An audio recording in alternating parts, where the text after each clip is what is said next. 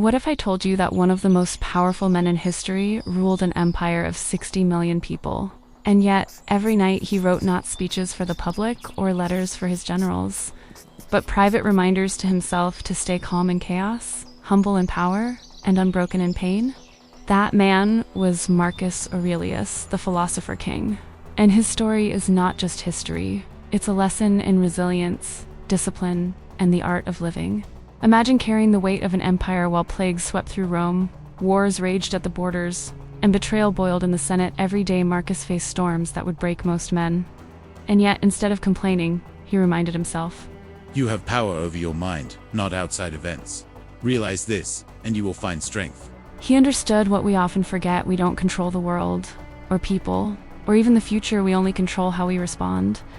When friends betrayed him, he didn't drown in anger. When plagues killed millions, including members of his own family, he didn't curse the gods.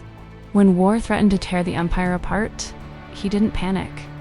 He faced life moment by moment like a true Stoic, knowing, If you are distressed by anything external, the pain is not due to the thing itself, but to your estimate of it, and this you have the power to revoke at any moment. that is not just philosophy, that is survival, that is power. And if this story moves you, pause right now and subscribe. Because together, we are building a community of strength and resilience that will never be broken. Here's what makes Marcus's story incredible. He never wrote his notes for the world.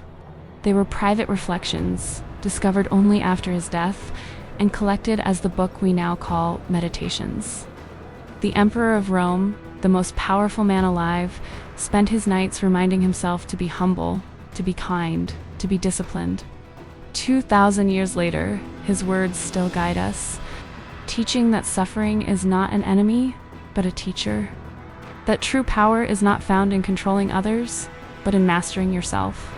And that death is not to be feared, but accepted as part of life's natural flow. His legacy endures not because of armies or thrones, but because of his mind.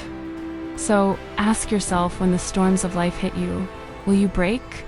Or will you remember Marcus Aurelius? Will you waste energy fighting what you cannot control? Or will you master the one thing you can yourself? Life will test you, people will doubt you, and the world will throw chaos your way. But like Marcus Aurelius, you have the power to stand tall, to endure, to remain unshaken. Because in the end, true strength is not about ruling an empire, it is about ruling your mind.